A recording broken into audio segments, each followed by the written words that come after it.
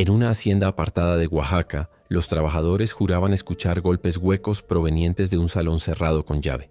El rumor creció hasta que alguien se atrevió a abrirlo. En su interior había jarrones de porcelana alineados en perfecta simetría, y dentro de ellos cabezas humanas preservadas como si el tiempo no pudiera tocarlas. La leyenda asegura que pertenecían a las esclavas de la marquesa, una mujer que nunca permitió que su nombre fuera olvidado. Lo que ocurrió en esa casa cambió para siempre la historia del valle. Antes de descubrir la verdad detrás de estos jarrones, suscríbete al canal, activa la campanita y comenta desde qué ciudad o país nos acompañas. Finales del siglo XIX. Oaxaca vivía un periodo de cambios. El ferrocarril comenzaba a abrir caminos, las haciendas aún dominaban el trabajo de los campesinos y los pueblos cercanos a Mitla mantenían un silencio casi reverencial frente a aquellas tierras. Allí se levantaba la Hacienda de la Soledad, una construcción de piedra, corredores interminables y jardines secos que parecían no conocer la vida. La dueña era conocida como Marquesa Beatriz de los Ríos, una mujer de origen español, de rostro siempre pálido y modales severos. Los lugareños apenas la veían. Prefería moverse por la casa al caer la noche, siempre acompañada de un abanico que ocultaba la mitad de su cara. Nadie sabía con certeza cuántos años tenía, ni de dónde provenía exactamente su fortuna. El personaje que nos servirá de guía en esta historia es Ismael Hernández, un joven campesino que trabajaba en la hacienda desde los 15 años. Soñaba con reunir lo suficiente para escapar a la ciudad y abrir una pequeña tienda, pero algo lo mantenía atado: la sospecha de que en esa hacienda ocurrían cosas imposibles de ignorar. Ismael fue uno de los pocos que alcanzó a ver lo que había dentro del salón prohibido. Él recordaba que cada tanto carretas entraban por la madrugada y se iban antes del amanecer. Nadie preguntaba qué. Transportaban. Los trabajadores sabían que no debían mirar. Un detalle lo perseguía: la marquesa nunca permitía que sus esclavas abandonaran la hacienda, y aún así, una tras otra desaparecían sin dejar rastro. Los capataces decían que huían, pero Ismael sabía que algo más oscuro estaba ocurriendo entre esos muros. Si quieres descubrir hasta dónde llegaron las sospechas de Ismael y qué halló en aquel cuarto prohibido, suscríbete al canal y activa la campanita para no perderte lo que viene. Palf. Primer indicio de que algo extraño ocurría en la Hacienda de la Soledad no fue un grito ni un cadáver, sino un silencio demasiado perfecto. Los trabajadores que dormían en los cuartos comunales aseguraban que algunas noches el aire se detenía. No se escuchaban grillos, ni viento, ni siquiera los pasos de los guardias. Parecía como si el mundo se suspendiera, esperando que algo sucediera. Ismael comenzó a notar pequeños detalles. Los pasillos lavados con cal al amanecer, como si alguien hubiera querido borrar rastros de sangre. El aroma metálico que flotaba en el aire después de que la marquesa pasaba por los corredores. Y sobre todo la obsesión de la mujer por coleccionar jarrones de porcelana traídos de Europa. Llegaban en cajas de madera selladas y eran descargados sin que nadie pudiera acercarse. Una noche, mientras reparaba una viga en el ala norte, Ismael escuchó un golpe seco proveniente del salón cerrado. Luego otro, y otro, como si algo pesado cayera contra las paredes desde Mintoncin y adentro. Al día siguiente, ese mismo salón estaba custodiado por 2 hombres armados que no solían trabajar allí. Las desapariciones de las esclavas aumentaban. Primero fueron las más jóvenes, luego las de edad mediana, y finalmente también las ancianas. Ninguna dejaba rastro. Ismael recordaba que los capataces siempre daban la misma explicación: se fueron como todas. Pero en los rostros de los trabajadores había miedo. Nadie lo decía en voz alta, pero todos sabían que esas mujeres jamás habían salido por la puerta principal. El rumor más perturbador surgió de una de las cocineras, doña Feliciana. Una madrugada juró haber visto a la marquesa arrastrar un jarrón enorme con ayuda de 2 sirvientes hacia la sala cerrada. No era un jarrón vacío. Algo dentro golpeaba, como si quisiera salir. La mujer temblaba al contarlo y pidió que nadie repitiera sus palabras. Ismael comenzó a guardar notas secretas en pedazos de papel escondidos bajo las tablas de su catre. Allí escribía cada detalle que observaba: las fechas de las desapariciones, los sonidos extraños, la llegada de nuevos jarrones. No sabía si algún día esas notas servirían de prueba, pero sentía que estaba presenciando algo que nadie más se atrevería a registrar. La tensión en la Hacienda de la Soledad alcanzó un punto imposible de ignorar. Ismael, cada vez más obsesionado con los misterios de la marquesa, decidió actuar. Una noche, aprovechando que los capataces estaban borrachos en la cantina, se deslizó hasta el ala norte. El corredor estaba en penumbras, iluminado apenas por la luna que entraba por las rendijas del techo. Al llegar frente al salón prohibido, sintió el pulso golpearle en las sienes. La puerta estaba cerrada con un candado grueso, pero el marco tenía una rendija por la que entraba un aire frío. Ismael se arrodilló y acercó el oído. Lo primero que percibió fue un murmullo húmedo, un goteo constante, como de agua cayendo en piedra. Pero no era agua. El olor metálico lo delató. Sangre. Los días siguientes, la oportunidad llegó por azar. El candado quedó mal cerrado y al amanecer, antes de que alguien más despertara, Ismael empujó la puerta. Dentro lo recibió la penumbra. Los ventanales estaban sellados con tablas. La habitación entera parecía un mausoleo. Frente a él, alineados en 2 hileras perfectas, había 12 jarrones de porcelana blanca, decorados con motivos azules delicados. Parecían piezas de colección de un museo europeo, pero lo que contenían no podía exhibirse en ningún salón.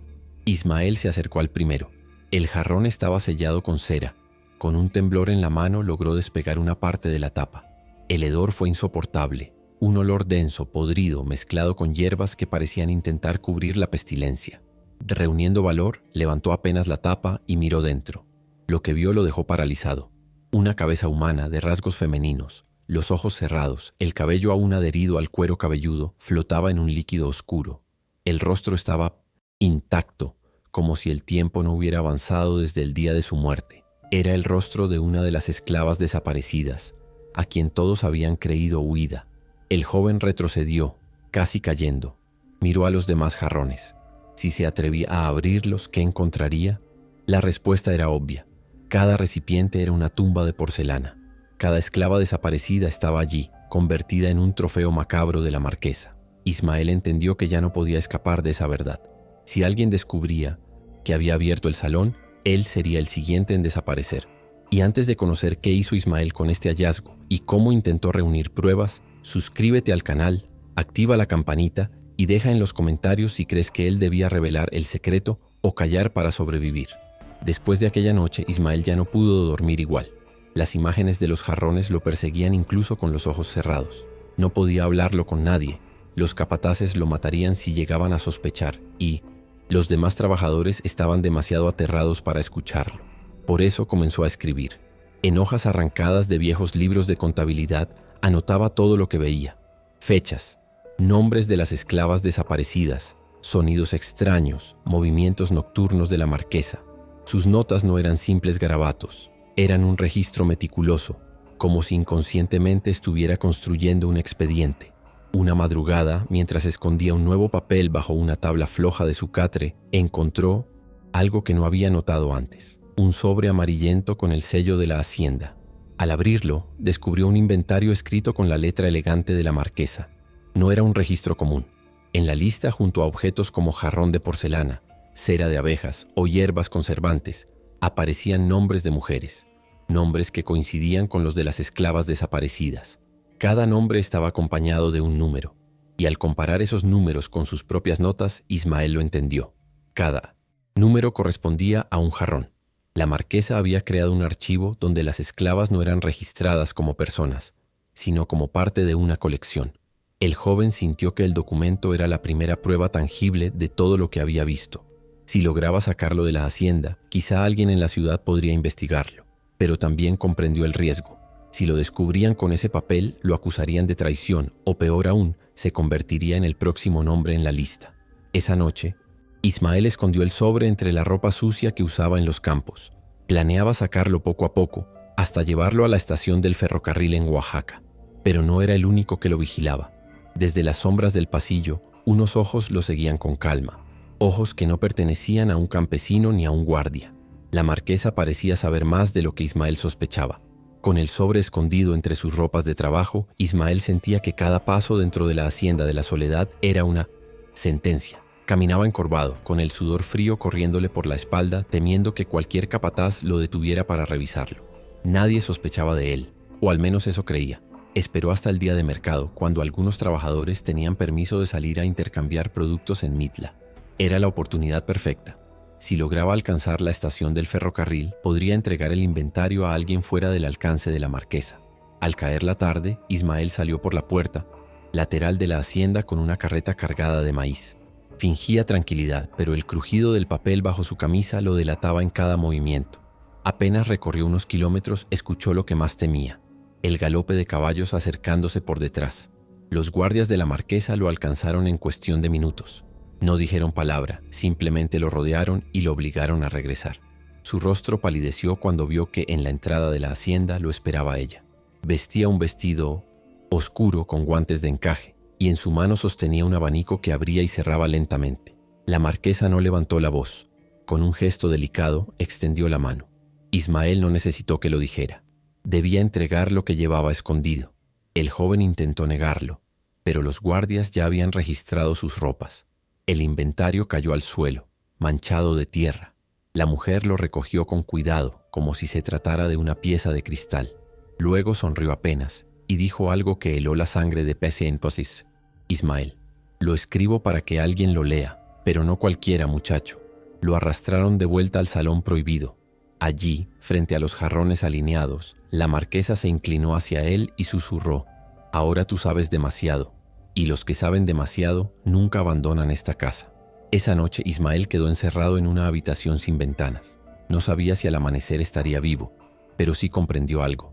El inventario era apenas la superficie.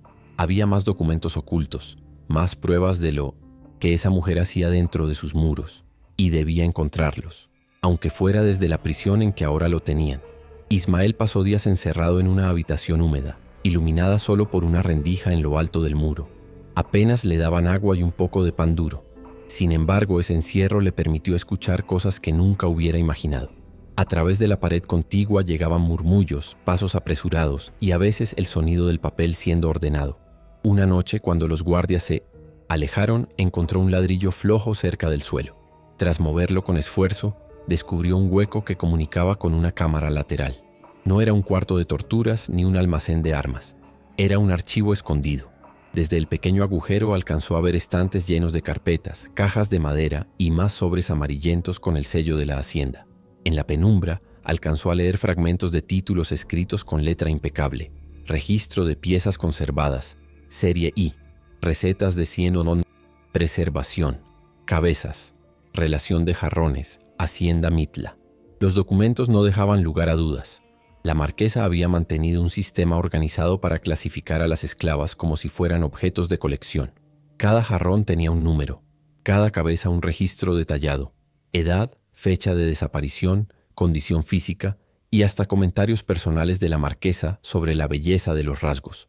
Ismael apretó los puños con rabia. No se trataba solo de asesinatos, sino de una obsesión meticulosa, casi científica. Era evidente que no actuaba por impulso, sino por un plan calculado que llevaba años ejecutándose. En medio de los papeles alcanzó a distinguir algo aún más perturbador: un mapa de Oaxaca con marcas rojas en varias haciendas de la región.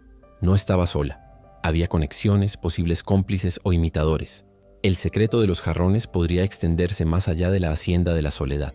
El joven comprendió que su misión ya no era escapar únicamente con pruebas. Debía sobrevivir lo suficiente para revelar la magnitud de lo que había descubierto. Esa misma noche logró arrancar uno de los papeles más pequeños por la rendija. Un recibo de importación de porcelana con el nombre de la marquesa y la descripción de contenedores especiales. Era poco, pero era tangible. Una prueba que podía guardar bajo la piel de su bota, esperando la oportunidad adecuada. Y antes de descubrir qué hizo Ismael con esa nueva evidencia y cómo la marquesa reaccionó al darse cuenta de que alguien había puesto sus manos en los archivos secretos, suscríbete al canal, activa la campanita y comenta. ¿Crees que ella actuaba sola o que más haciendas estaban involucradas en esta colección macabra? El hallazgo de Ismael no pasó inadvertido. Una mañana los guardias lo arrastraron fuera de la celda y lo llevaron de regreso al salón de los jarrones. Allí lo esperaba la marquesa, de pie entre los recipientes alineados como si fueran su corte silenciosa. Ella no levantó la voz ni mostró ira. Solo caminó lentamente alrededor de él, el eco de sus pasos llenando la sala.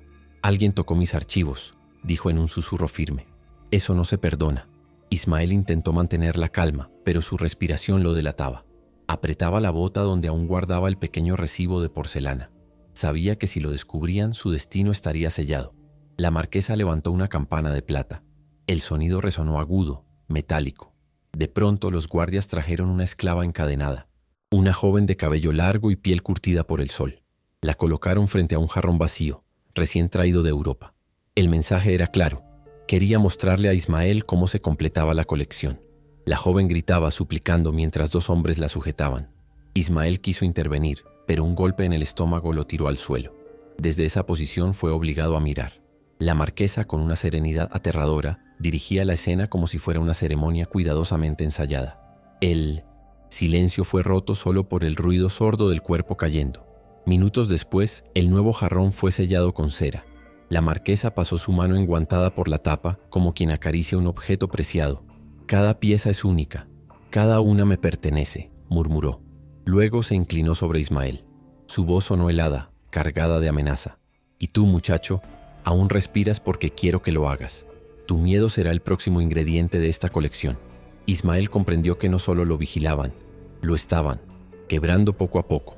La marquesa lo quería vivo para atormentarlo, para que su desesperación se convirtiera en otra pieza invisible de su obra macabra. Esa noche, de regreso en su celda, juró que si sobrevivía, expondría a la mujer y destruiría su legado.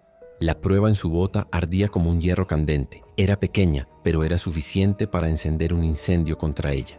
El hallazgo de Ismael no pasó inadvertido. Una mañana los guardias lo arrastraron fuera de la celda y lo llevaron de regreso al salón de los jarrones.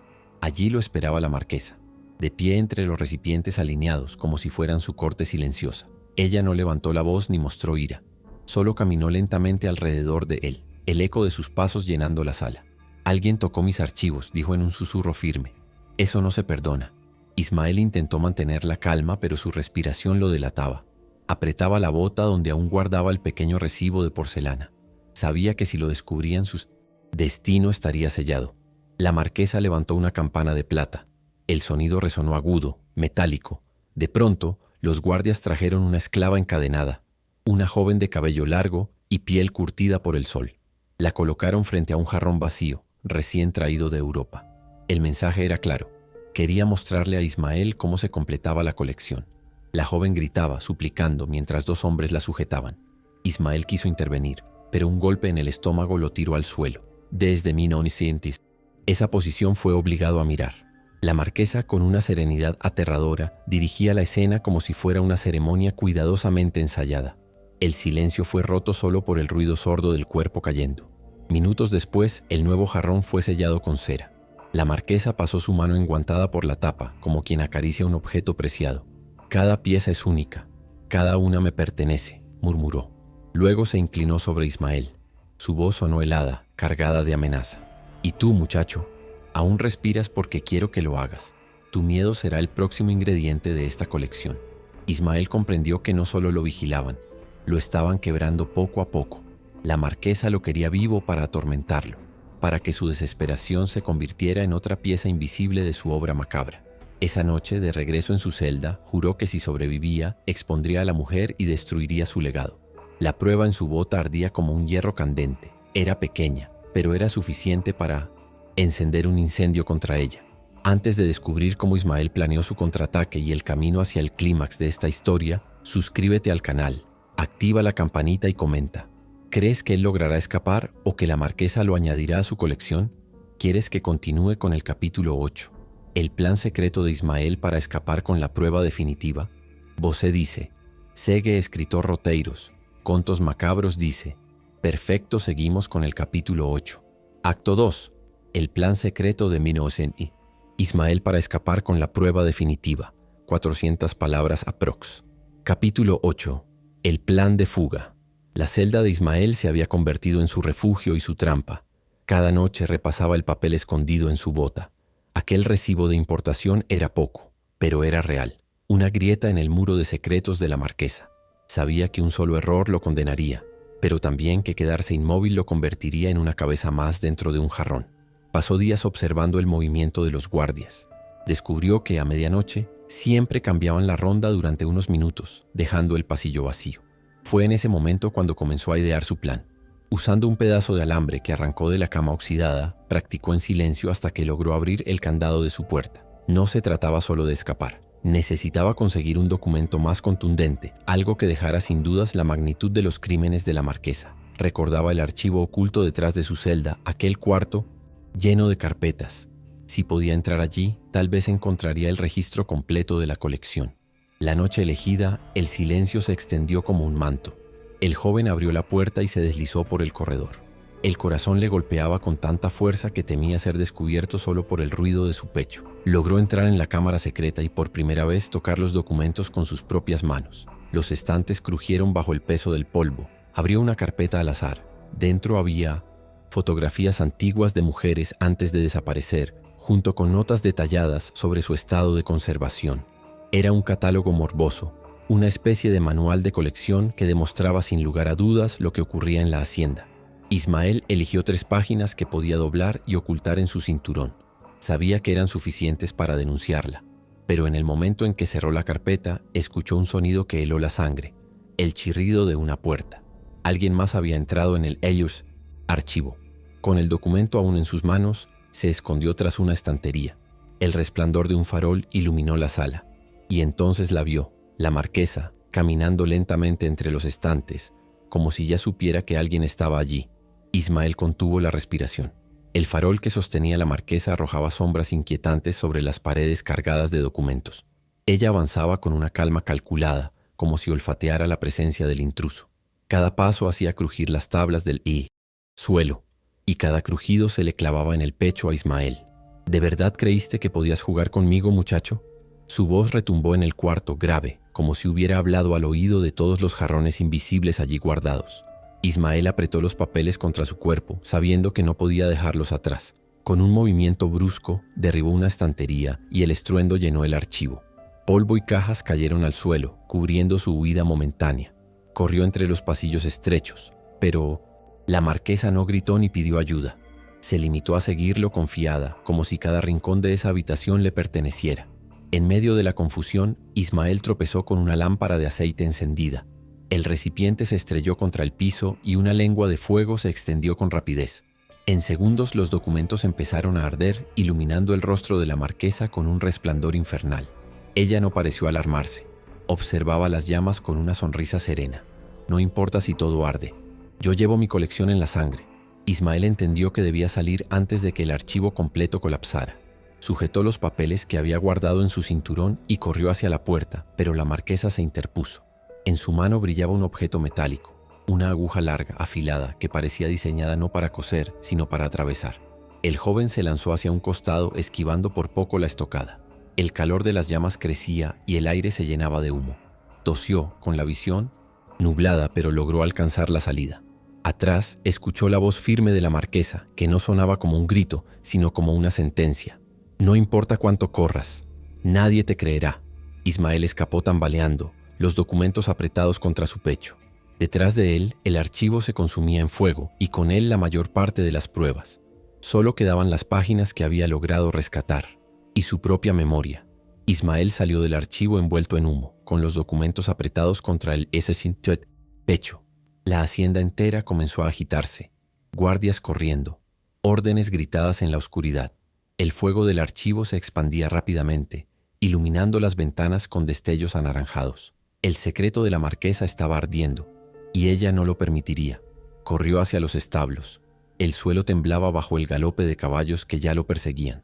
Logró montar uno de los animales, desatándolo con manos temblorosas. Apenas se impulsó, sintió el silbido de un látigo rozando su espalda. Los guardias lo alcanzaban. Ismael clavó los talones en el caballo y salió disparado hacia la llanura. La luna iluminaba los campos de maguey y el aire fresco de Oaxaca le cortaba el rostro. Pero detrás, los jinetes de la marquesa se acercaban como una manada hambrienta. De pronto escuchó el sonido que más temía. Otro caballo se adelantaba, más veloz que los demás. Giró el rostro y allí estaba ella, la marquesa, vestida con un abrigo oscuro que ondeaba como un velo, montada con destreza, sin perder la elegancia. En sus manos brillaba un cuchillo largo preparado para arrancarle los papeles. La persecución atravesó senderos polvorientos, campos secos y ruinas antiguas que se alzaban como testigos mudos. Ismael sabía que no podía enfrentarse a ella. Su única opción era llegar a Mitla, donde el mercado aún tendría gente despierta. Si alcanzaba la plaza central, ya no podría silenciarlo. El caballo comenzó a cansarse, resoplando con fuerza. Ismael, desesperado, recordó una vereda estrecha que descendía entre peñascos. Si lograba tomarla, podía ganar unos minutos de ventaja.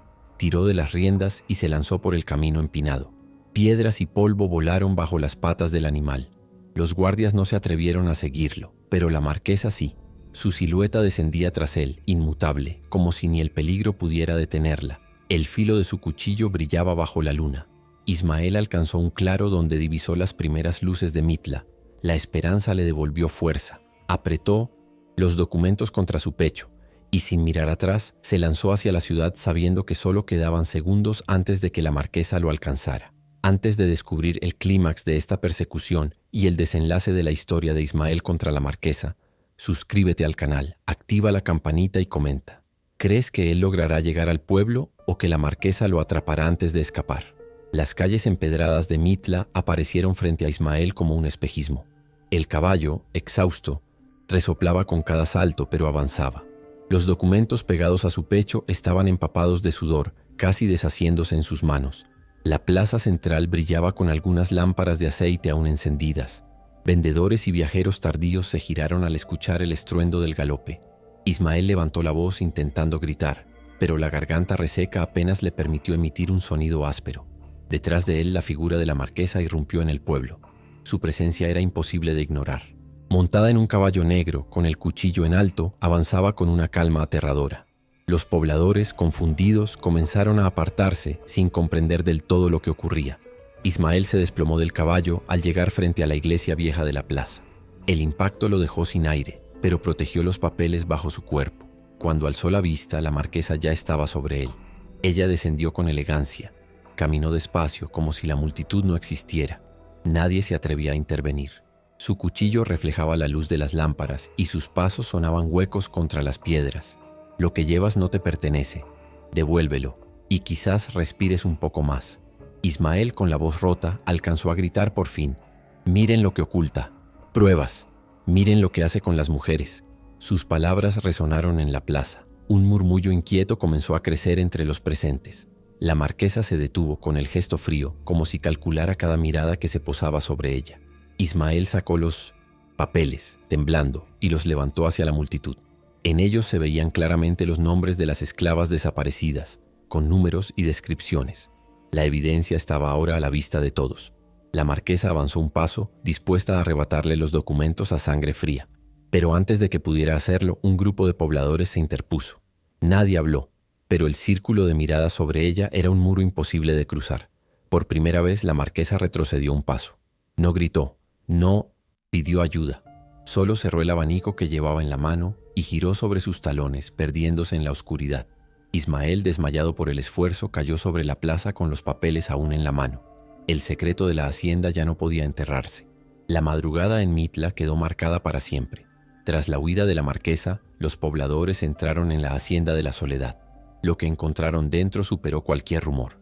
Entre las cenizas del archivo, todavía ardiente, hallaron fragmentos de papeles, listas con nombres incompletos y restos de fotografías calcinadas. En los corredores, decenas de jarrones permanecían intactos, sellados con cera. No fue necesario abrirlos todos. Los pocos que lograron destapar confirmaron lo que Ismael había visto. Cabezas humanas, sumergidas en líquidos oscuros, con el cabello aún adherido y los rasgos reconocibles. Cada jarrón era una prueba silenciosa de una colección macabra. Los documentos salvados por Ismael sirvieron como la primera evidencia concreta. Gracias a ellos, la noticia se extendió rápidamente por la región. Sin embargo, lo más perturbador fue que nunca volvieron a encontrar a la marquesa. Su hacienda quedó abandonada, convertida en ruinas, y durante décadas nadie quiso acercarse a ese lugar.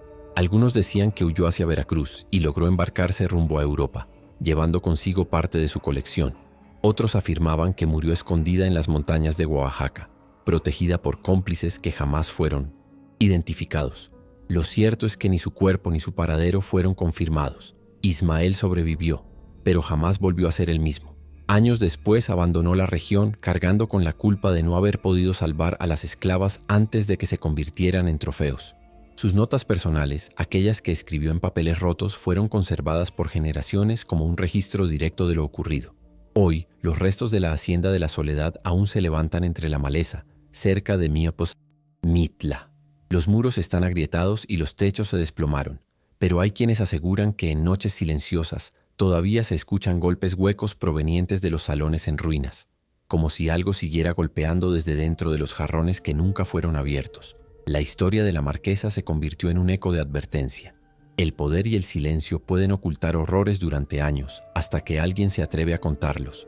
Y ahora la pregunta es para ti. ¿Qué opinas de esta historia?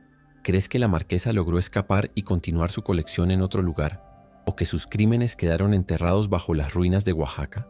No olvides suscribirte al canal, activar la campanita, dejar tu comentario con tu ciudad o país y compartir este video para que más personas conozcan la leyenda macabra de la marquesa de Oaxaca.